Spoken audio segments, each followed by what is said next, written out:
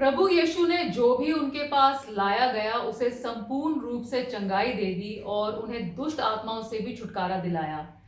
यहूदी लोग जो परमेश्वर के चुने हुए लोग थे, फिर उन पर कोई दुष्ट आत्मा कैसे अधिकार जमा सकती थी? आज के साइंस के युग में भी क्या दुष्ट आत्मा किसी पर, खास तौर पर किसी विश्वासी पर अधिकार कर सकती है? आज हम इसी विषय पर बात करेंगे। पहले सुनते हैं परमेश्वर का वचन। परमेश्वर का वचन हमने मरकुस संत की इंजील उसका 5वां अध्याय उसकी 6ठी आयत से लिया है। वह यीशु को दूर से ही देखकर दौड़ा, उन्हें प्रणाम किया और ऊंचे शब्द से चिल्लाकर कहा, हे यीशु परम प्रधान परमेश्वर के पुत्र, मुझे तुझसे क्या काम? मैं तुझे परमेश्वर की शपथ देता हूं कि मुझे पीड़ा न दे। क्योंकि उसने उससे कहा था, हे अशुद्ध आत्मा, इस मनुष्य में से निकल आ। उसने उससे पूछा, तेरा क्या नाम है? उसने उससे कहा, मेरा नाम सेना है, क्योंकि हम बहुत हैं। और उसने उससे बहुत विनती की, हमें इस देश से बाहर ना भेज। परमेश्वर के वचन को पढ़े और सुने जाने से आशीष हो। आमीन। दुष्ट आत्माएं क्या है और ये कहां से आती हैं? परमेश्वर इन्हें नष्ट क्यों नहीं करते ताकि विश्वासी लोग इनसे बच सकें? ये आम सवाल पूछा जाता है कि धर्मी परमेश्वर ने शैतान और दुष्ट आत्मा को बनाया क्यों? उत्पत्ति पहला अध्याय 31वीं आयत में सब काम पूरा करने के बाद में परमेश्वर ने उसे देखा और कह दिया, बहुत सुंदर। उत्पत्ति के दूसरे अध्याय की दूसरी आयत में 7वें दिन परमेश्वर ने आराम किया जो उन्होंने काम किया था। परमेश्वर थक नहीं गए थे, लेकिन सब कुछ उनकी कमांड पर हुआ था। और इन एनी केस परमेश्वर थकते नहीं हैं, वो रेस्ट कर रहे थे, क्योंकि उन्होंने एक रूलर को अधिकारी बना दिया था इस धरती के ऊपर। इंसान को उन्होंने बना दिया था धरती के ऊपर, जो उसमें है उसे उसका अधिकार दे दिया था। उत्पत्ति का पहला अध्याय 28वीं आयत में परमेश्वर की आज्ञा इंसान और औरत दोनों के लिए थी, fill the earth and subdue it, धरती को छा जाओ और इसे अपने अधीन कर लो। जो उसके ऊपर सब ताकतें थी उन्हें अधीन करना था। परमेश्वर को हर दिन परमेश्वर इंसान आदम और ईव को हर दिन बताने के लिए, गाइड करने के लिए तैयार थे। अपने बल और शक्ति से भरने के लिए उन्हें हर रोज मिलते थे शाम के समय में अदन बाग में, और उन्हें पूरी तरह से सक्षम कर रहे थे। वो एजेकियल नबी की पुस्तक उसका 28वां अध्याय 12 से 15वीं आयत में परमेश्वर ने शैतान को बनाने के बारे में वहां लिखा गया है। उसे कवरिंग खरूफ बनाया गया था, परफेक्ट था वो, सुंदरता में भी और बुद्धिमता में भी। ग्रेट म्यूजिशियन था, पाइप उसके जो उसके बारे में कहा गया है। प्रेशियस स्टोन उस पर लगाए गए थे, लेकिन अपनी सुंदरता के अहंकार में आकर परमेश्वर के खिलाफ हो गया। वो परमेश्वर के बराबर तुल्य होना चाहता था और शैतान बन गया। परमेश्वर सब कुछ जानते थे, उसे रोक सकते थे, बनाना क्या, बनाएंगे नहीं इसको, उन्हें तो पता था पहले से ही। लेकिन इसका मतलब था कि बगैर कोई पाप किए उसे सजा दे देना, और इसलिए परमेश्वर ने उसे बना दिया, क्योंकि वो राइटियस धर्मी जज हैं, धर्मी न्यायी हैं। और फिर उसने एक तिहाई जो स्वर्गदूत थे उनके साथ रिबेल करके उसे वहां से निकलना पड़ा, और वो अदन बाग में था। शैतान और जो दुष्ट आत्माएं हैं, ये वो गिरावट वाले, वो गिरे हुए स्वर्गदूत हैं, इविल स्पिरिट्स हैं, जो कि आत्मिक हैं, और इनका नेचर ही बुरा करना है। किसी भी तरह से, किसी भी जो जीवता है, पुरुष है या जानवर है, उसका बुरा ही करना उन्होंने, और उन्हें परमेश्वर के खिलाफ और परमेश्वर के राज्य के खिलाफ लेके जाना है। उनके ऊपर, उनके पास तो अपना अधिकार नहीं है कि वो किसी को तकलीफ दे सकें। परमेश्वर उन्हें अधिकार दे देते हैं। परमेश्वर पाप के कामों के कारण उन्हें अधिकार मिला हुआ है किसी के ऊपर अधिकार जमा लें। शैतान और दुष्ट आत्माएं बाहर से ही सिर्फ कंट्रोल नहीं करती किसी को, अंदर भी भीतर चली जाती हैं, लेकिन वो परमेश्वर के कंट्रोल में हैं। हालांकि वो स्वर्ग में नहीं रहती हैं, अभी भी वो परमेश्वर के पास जाती हैं।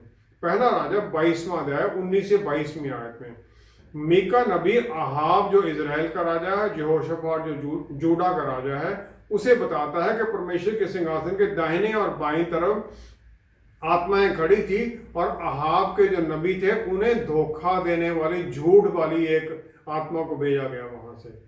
परमेश्वर के जो दाहिनी तरफ खड़े होते हैं वो ब्लेस्ड हैं, उन्हें अनंत काल का जीवन है। और जो बाईं तरफ है वो डूम्ड हैं, वो दुष्ट आत्माएं हैं। अय्यूब का पहला अध्याय 6वीं आयत, परमेश्वर के जो पुत्र वहां कहा गया है ये स्वर्गदूत हैं, अपने आप को परमेश्वर के सामने हिसाब देने के लिए आते हैं। शैतान भी वहां आता है उनके साथ अपने कामों का हिसाब देने के लिए। परमेश्वर के अधीन है, उनके कंट्रोल के अधीन है शैतान भी और सब लोग। और इस दोनों समय पर शैतान को परमेश्वर अधिकार देते हैं अय्यूब को टेस्ट करने के लिए, उसके परिवार, उसकी पोजीशन के ऊपर। हालांकि अय्यूब के लड़के लड़कियां सब और उसका सब धन दौलत छीन ली जाती है, लेकिन उसकी औरत को नहीं छुआ जाता है ताकि परमेश्वर की जो आगे की प्लान है उसके लिए पूरी की जा सके। एक चोर जो आता है वो देखता है दूसरे में भी चोर ही दिखता है उसको, जो बुरा आदमी दूसरे में भी उसे बुरा ही दिखता है। जो 1/3 स्वर्गदूत थे उनमें भी ये खास बिल्कुल ख्याल आ गया कि जो दूसरे लोग हैं वो भी हमारे जैसे ही हैं। शैतान ने इसलिए उन्हें कन्विंस कर लिया और वो परमेश्वर के खिलाफ आ गए। शैतान की दूसरी जो आर्गुमेंट है वो है रिबेलियन का, कि परमेश्वर को परफेक्ट तरीके से प्यार करना किसी भी क्रिएटेड चीज से संभव ही नहीं है। आदम और ईव इसमें टेस्ट में फेल हो गए। जो अय्यूब का टेस्ट हुआ था उसमें पूरी तरह ये इशू सेटल नहीं हो सका, वो पूरी तरह प्रूव नहीं कर सका कि वो परमेश्वर को पूरी तरह से प्यार करता है, परफेक्ट तरीके से प्यार करता है। सिर्फ प्रभु यीशु जो परमेश्वर के पुत्र हैं उन्होंने ही ये पूरा तरह से प्रूव कर दिया कि जो बनाया गया इंसान है उसके लिए संभव है परमेश्वर को प्यार करना, और प्यार भी परफेक्ट तरीके से, और दूसरों को भी प्यार करना। उन्हें स्वर्गदूतों ने देखा परमेश्वर के तौर पर, वो जीवता वचन है जिसके द्वारा सब कुछ बनाया गया, लेकिन उन्होंने अपने आप को इससे छोड़कर इंसान बनने में कोई बहुत बड़ी बात नहीं समझी। उन्होंने ये सब कुछ छोड़ दिया, इंसान बन गए, इंसान की फितरत में आ गए जो कि नाश होने वाली है। अपनी जो अविनाशी जो नेचर थी परमेश्वर की उसे छोड़कर आ गए। फिलिपियों की पुस्तक 2 अध्याय 5वीं से 8वीं आयत में पूरी तरह से आज्ञा में रहे। वो परमेश्वर के तुल्य होने को अपने वश में रखने की वस्तु न समझा, अपने आप को ऐसा शून्य कर दिया और दास का स्वरूप धारण किया और मनुष्य का समानता में हो गया, और मनुष्य के रूप में प्रकट होकर अपने आप को दीन किया और यहाँ तक के आज्ञाकारी रहा कि मृत्यु, हाँ क्रूस की मृत्यु भी सह ली। क्रूस की मृत्यु को सबसे बुरी मृत्यु माना जाता है, वो भी उन्होंने सह लिया। उनकी शारीरिक जो तकलीफें थी, उनके शरीर पर इतना ज्यादा उसका असर पड़ा। अगर हम देखें यशायाह नबी की पुस्तक उसका 52वां अध्याय 14वीं आयत में, उसका रूप यहां तक बिगड़ा हुआ था कि मनुष्य कैसा ना जान पड़ता था, और उसकी सुंदरता भी आदमियों की सी ना रह गई थी। आंखें जैसे मारने से यहाँ काला हो जाता है, नाक सूज गया, चारों तरफ स्वेलिंग है, पहचान में ही नहीं आते थे उस समय। यूहन्ना 3:16 में परमेश्वर का जो प्यार है उसके बारे में बताया गया है। परमेश्वर का प्यार जो उनके पुत्र के द्वारा इंसान के ऊपर जाहिर होता है, जो फिर वही प्यार पुत्र के द्वारा सलीब के ऊपर जाहिर होता है हमारे लिए। सलीब पर उनकी कुर्बानी के द्वारा जाहिर होता है, उनकी तकलीफों के द्वारा जाहिर होता है। प्रभु यीशु ने सिर्फ हमारी जो कॉन्डमनेशन थी, हमारे ऊपर जो दंड था, सिर्फ उसी को पूरी तरह से नहीं अपने ऊपर लिया है, पापों को ही नहीं लिया है, लेकिन उन्होंने शैतान का न्याय करने का अधिकार भी पा लिया। और जो हम लोग उनके साथ हैं, अंतिम दिन में हम उनके साथ न्याय करेंगे। और इस दौरान परमेश्वर इस्तेमाल करते हैं जो विश्वासी उनके दुखों को, उनकी तकलीफों को शैतान के हाथों टेस्ट करके उनके विश्वास को टेस्ट करने के लिए। अगर परमेश्वर को न्याय करना है शैतान और दुष्ट आत्माओं का आज, तो फिर ये न्याय सबके ऊपर होना चाहिए। यहेजकेल नबी की पुस्तक 33वां अध्याय 11वीं आयत में परमेश्वर की जो इच्छा है बिल्कुल क्लियर है, बिल्कुल उन्होंने क्लियर कह रखा है कि मैं क्या चाहता हूं। वो कहते हैं 11वीं आयत में, मैं दुष्ट के मरने से कुछ भी प्रसन्न नहीं होता, परंतु इससे कि दुष्ट अपने मार्ग से फिरकर जीवित रहे। परमेश्वर नहीं चाहते किसी भी तरह से नुकसान कराना किसी का। लूका की पुस्तक 23वां अध्याय 42-43वीं आयत में क्रिमिनल जो सलीब पर था परमेश्वर के पुत्र प्रभु यीशु के साथ में, उसने पहचान लिया प्रभु यीशु को कि ये मुक्तिदाता है, और उसने उनसे कह दिया जब आप अपने राज्य में आएंगे तो मुझे याद रखना। और उसी समय उसे अनंत काल का जीवन मिल गया। उसकी तौबा हुई, उसने तौबा की दूसरे क्रिमिनल को डांट कर।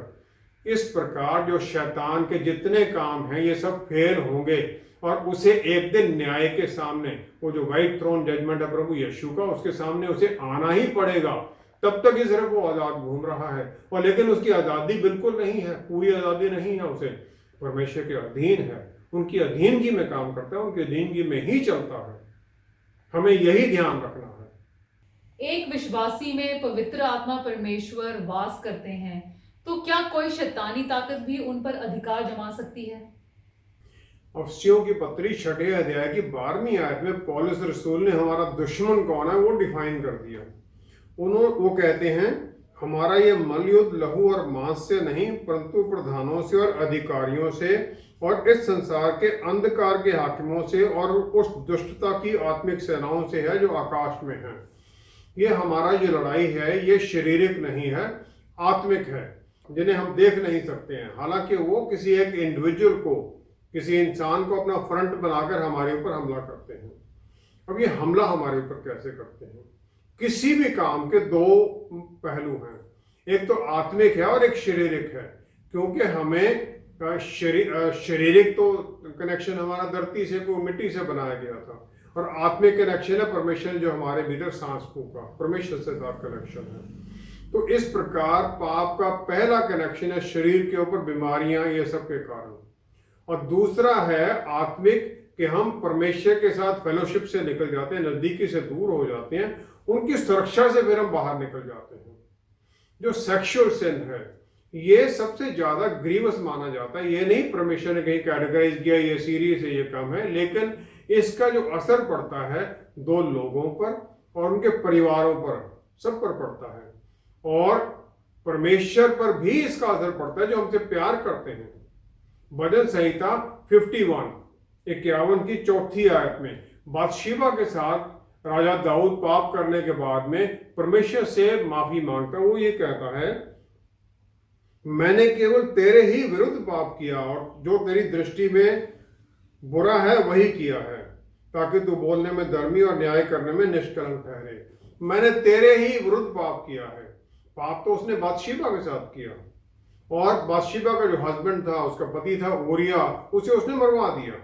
पाप परमेश्वर के साथ कैसे होता है हम वो देखें। यूहन्ना 17:23 में प्रभु यीशु ने ये कह दिया कि मैं इनमें, विश्वासियों में, और आप मेरे में, पिता परमेश्वर उनमें। तो प्रभु यीशु हम में है और पिता प्रभु यीशु में है। इस प्रकार हम डायरेक्टली परमेश्वर के पुत्र के भीतर हैं, वो हमारे भीतर हैं, और हमारा परमेश्वर के साथ सीधा कनेक्शन बन जाता है, और हम उनके साथ एक हो जाते हैं।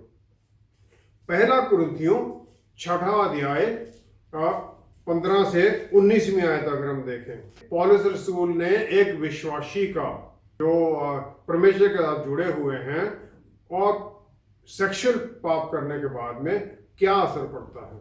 वे दोनों एक तन होंगे जो परमेश्वर के साथ। मैं मसीह के अंग को लेकर उन्हें वेश्या के अंग कैसे बना सकता हूं? हम परमेश्वर के साथ एक अंग हो गए जब हम किसी और से जुड़ जाते हैं, शादी से बाहर या शादी से पहले किसी के साथ रिश्ते में, तो हम उसके साथ एक होते हैं। तो परमेश्वर के शरीर को, जो हमारे भीतर परमेश्वर आगे शरीर अब उनका है, तो हम किसी और के साथ कैसे जोड़ सकते हैं? इस तरह फिर परमेश्वर के साथ हमारा जो नजदीकी रिश्ता वो खत्म हो जाता है, उनकी सुरक्षा से बाहर निकल जाता है, और फिर दुष्ट आत्माएं और शराब जो वो दूसरे इंसान में थे वो हमारे ऊपर आ जाते हैं। उनका एक्सेस हो गया, एक हो गए हम, तो वो हमारे ऊपर भी अपना अधिकार कर लेते हैं। पौलुस रसूल फिर आगे क्लियर करते हैं, जो पाप इंसान करता है वो शरीर से बाहर है, लेकिन जो ये सेक्सुअल इमोरालिटी करता है, सेक्सुअल पाप करता है, वो अपने शरीर के खिलाफ करता है। और क्योंकि शरीर पवित्र आत्मा परमेश्वर का मंदिर है जो इसके अंदर, जो भीतर रहते हैं, तो हमारा पाप सीधा पवित्र आत्मा परमेश्वर के खिलाफ हो जाता है। इस प्रकार एक विश्वासी शराब के अंदर, डीमन पोजेशन के अंदर आ सकता है और आ जाता है, और उसके साथ जितने उसके शराब है वो सब उसके ऊपर आ जाते हैं। उत्पत्ति 3 अध्याय 1 आयत में हवा से सांप ने, शैतान ने पूछा, क्या परमेश्वर ने सचमुच यही कहा है? मत्ती 4 अध्याय 3 आयत में इसी तरह का सवाल पूछा था प्रभु यीशु से शैतान ने। उसने कहा, अगर तू परमेश्वर का पुत्र है। 6 आयत में फिर वो कहता है, जो हमला होता है सबसे पहले ये होता है हमारे मन में शक हो जाए परमेश्वर के वचन के बारे में, और परमेश्वर के वचन में हम दूर होने लग जाएं। इसके लिए कोई उपदेशन की जरूरत नहीं है, सिर्फ मन में विचार डालने की जरूरत है। जो विश्वासी एक नॉर्मल जीवन जी रहा है, किसी और के पास ना वचन सुनाना, ना कोई और करना, ना वचन का प्रचार करना, वो शैतान के लिए कोई हमला, कोई खतरा नहीं है। और इस प्रकार के इंसान को आम तौर पर शैतान छेड़ेगा भी नहीं, दुष्ट आत्मा भी उसे कुछ नहीं कहेगी। हाँ, उसको ट्रेनिंग करने के लिए, किसी दुष्ट आत्मा को ट्रेन करने के लिए जरूर उसको चाहे कर लें, अदरवाइज नहीं होगा। जो शैतान की एनर्जीज हैं, जो उसका बल है, उन लोगों की तरफ है जो एक्टिव काम करते हैं स्वर्ग राज के लिए, जो पूरी तौर पर चले रहते हैं, जैसे पौलुस रसूल थे। एक विश्वासी के अंदर पवित्र आत्मा परमेश्वर वास करते हैं, और इसलिए डीमन पोजेशन उसके खिलाफ मुश्किल है। लेकिन बहुत लोग हैं जो डीमंस के कंट्रोल में आ जाते हैं। कंट्रोल कैसे होता है? विचार बुरे, डर लगना, गुस्से में आ जाना, इस प्रकार की और जो इमोशंस हैं, शारीरिक जो काम है, जिससे हम पाप कर देते हैं। शैतान हमारे मन में इस प्रकार विचार डालता है ताकि हम अपने सोचे हम तो इंडिपेंडेंट हो रहे, लेकिन हम उसके अधीन हो जाते हैं और फिर हम नुकसान में चले जाते हैं। दूसरा तरीका है कोई फिजिकल, शारीरिक कोई दुख, बीमारी ला देना, कोई प्रॉपर्टी का नुकसान हो जाना, पैसे का नुकसान हो जाना, परिवार में किसी को बीमारी दे देना। इसके द्वारा हमारे विश्वास को टेस्ट करता है। अय्यूब को इसी प्रकार परमेश्वर ने टेस्ट किया शैतान के द्वारा। बीमारी हमारे पाप के कारण भी हो सकती है, और ये हर बार ये नहीं कि जरूरी हम शैतान के कारण ही हो रही है। और ये परमेश्वर भी इस्तेमाल कर सकते हैं ताकि हम उनके साथ वापस जुड़ जाएं। याकूब की पत्री 1 अध्याय 13 आयत में, याकूब 1 अध्याय 13 आयत में याकूब कहते हैं, ना तो परमेश्वर बुरी बातों से परीक्षा उसकी हो सकती है, और ना वह किसी की परीक्षा पाप से करते हैं। God can not be tempered by evil. 1 शमूएल 16 अध्याय 23 आयत में, पवित्र आत्मा परमेश्वर राजा सौल से दूर हो गए क्योंकि उसने आज्ञाकारिता से बाहर निकल गया, और परमेश्वर की तरफ से उसके ऊपर एक तकलीफ देने वाली आत्मा आ गई। परमेश्वर ने उसे उस परेशानी में डाल दिया। परमेश्वर ये करते हैं हमारे ऊपर ताकि हम तौबा करें, अपने पापों से वापस उनके साथ जुड़ जाएं, उनकी अधीनगी में आ जाएं, स्वर्गीय अथॉरिटी में आ जाएं। लेकिन जब हम लगातार पाप में लगे रहते हैं तो फिर हमें तकलीफ में पड़ना ही पड़ना, क्योंकि शैतान हमें कोई अच्छी चीज नहीं देता, हमें तकलीफों में ही डालता है। और जो उसकी दुष्टता की ताकतें हैं वो हमारे ऊपर हावी होने लग जाती है, और परमेश्वर इसे परमिट कर देते हैं। एक विश्वासी जो पाप किए हैं, उसके माता पिता ने, एंसेस्टर्स ने, उनके द्वारा भी श्राप में आ सकता है। व्यवस्था विवरण 5वां अध्याय उसकी 9वीं आयत में अगर हम देखें, व्यवस्था विवरण 5वां अध्याय उसकी 9वीं आयत में लिखा है, तेरा परमेश्वर यहोवा जन्म रखने वाला ईश्वर है, और जो मुझसे बैर रखते हैं उनके बेटों, पोतों और परपोतों को पितरों का दंड दिया करता हूं। परमेश्वर कहते हैं जनरेशन तक मैं ये श्राप उनको दंड देता रहता हूं। तो इस प्रकार पाप का जो दंड है वो बच्चों पर भी आ सकता है। कोई दूसरा हमारे ऊपर कोई श्राप दे देता है। नीति वचन में लिखा है जुबान में शक्ति है मृत्यु और जीवन की। दूसरा हमारे ऊपर श्राप देता है, उसका भी हमारे ऊपर, या हम बच्चों के बारे में उल्टा कहते रहते हैं, वो भी उनके ऊपर असर करता है, उनके कॉन्फिडेंस को तोड़ देता है, और फिर वो दुष्ट आत्माओं को रास्ता खोल देता है। उत्पत्ति 3 अध्याय 10वीं आयत में पहली इमोशन जो शरीर में आई, जो आदम और ईव में आई, वो डर था, और वो छिप गए। यहोशू जो कि मूसा के साथ 40 साल रहा उसका असिस्टेंट बनकर, उसने सब कुछ देखा परमेश्वर का काम होते हुए उसके द्वारा, लेकिन वो भी डर में आ गया जब उसे जिम्मेवारी लेनी पड़ी। परमेश्वर ने उसे 3 बार बोला कि तू डर मत। मूसा ने उसे 3 बार बोला कि तू डर मत। एक बारी इजरायली लोगों ने उसे बोला कि तू डर मत। यहोशू 1 अध्याय 9वीं आयत में परमेश्वर ने उसे वायदा किया कि मैं तेरे साथ रहूंगा। उन्होंने कहा, be strong end of good courage, do not be afraid nor be डिसमेड, क्योंकि परमेश्वर तेरे साथ है। मत्ती 28:20 में यही वायदा प्रभु यीशु ने विश्वासियों के साथ किया। उन्होंने कहा कि इस युग के अंत तक मैं तुम्हारे साथ हूं। और ये सब कुछ होने के बाद में भी हम डर में आ जाते हैं, क्योंकि ये सबसे स्ट्रांग इमोशन है प्यार के साथ। प्यार और ये डर दोनों स्ट्रांग इमोशंस हैं, और शैतान इसी को ही हमारे ऊपर लगा देता है ताकि हम विश्वास से भरे हो जाएं, परमेश्वर से दूर हो जाएं। परमेश्वर जो सदा हमारा सहायता करने के लिए तैयार रहते हैं। परमेश्वर का डर मानना हमारे लिए जरूरी है, शैतान का डर मानना हमारे लिए जरूरी नहीं है। लेकिन हम शैतान के जो विचार और डर के डालता है उनके अधीन होकर हम डर में चलने लग जाते हैं, परमेश्वर से दूर होने लग जाते हैं, विश्वास से दूर होने लग जाते हैं। ऐसी परिस्थितियों में एक विश्वासी को दुष्ट आत्माओं से बचने के लिए क्या करना चाहिए? सबसे पहले हमें ये जान लेना जरूरी है कि दुष्ट आत्माएं या मीडियम ये बहुत शक्तिशाली पावर्स हैं, स्पिरिट्स हैं, और इनके साथ हम किसी भी तरह से जुड़ने की कोशिश ना करें। हम जुड़ते कैसे हैं? ओइजा बोर्ड्स हैं या इस प्रकार की जो गेम्स हैं, लगती तो बड़ी आसान है, ये कुछ भी नहीं इसमें खेलने के लिए है, लेकिन उनके द्वारा हम शैतानी कंट्रोल में आ जाते हैं। वीडियो गेम्स में बहुत में ऐसा भी सुनने में आ रहा है। पहला पत्रस 5वां अध्याय 8वीं-9वीं आयत में पत्रस रसूल की जो हमारे लिए आज्ञा बिल्कुल क्लियर है। वो कहते हैं, सचेत हो और जागते रहो, क्योंकि तुम्हारा विरोधी शैतान गर्जने वाले सिंह के समान इस खोज में रहता है कि किसको फाड़ खाए। वो हर एक को नहीं पकड़ सकता है। सबसे पहला है ध्यान और संयम से पहचान करें, सोचें कौन हमारा दुश्मन, किस प्रकार हमारे ऊपर शैतान हमला कर सकता है। अगर पाप हुआ तो उसके लिए हम माफी मांगे और परमेश्वर से अधीनगी में आ जाए, शैतान का कंट्रोल खत्म हो जाएगा। दूसरा फिर ध्यान संयम के बाद में पहचान करना, और फाइनली है उसका सामना करना डटकर। किसी भी लड़ाई में यह जरूरी हो जाता है कि हम सचेत रहें, ध्यान रखें, और फिर अपने हथियारों का भी इस्तेमाल करें। हमें हथियार कौन से मिले हैं? जो परमेश्वर के द्वारा दिए गए हैं। अफसियों की पुस्तक 6 अध्याय 13 से 18वीं आयत में पौलुस रसूल, जो कि बहुत महान योद्धा थे, उन्होंने ये हथियारों के बारे में कहा कि परमेश्वर के सारे हथियार बांध लो कि तुम बुरे दिन में सामना कर सको और सब कुछ पूरा करके स्थिर रह सको। सिर्फ सामना ही नहीं करना है, स्थिरता में बने रहना है, विश्वास में भी। पहला है सच्चाई की बेल्ट है, कमर में बांध लेना।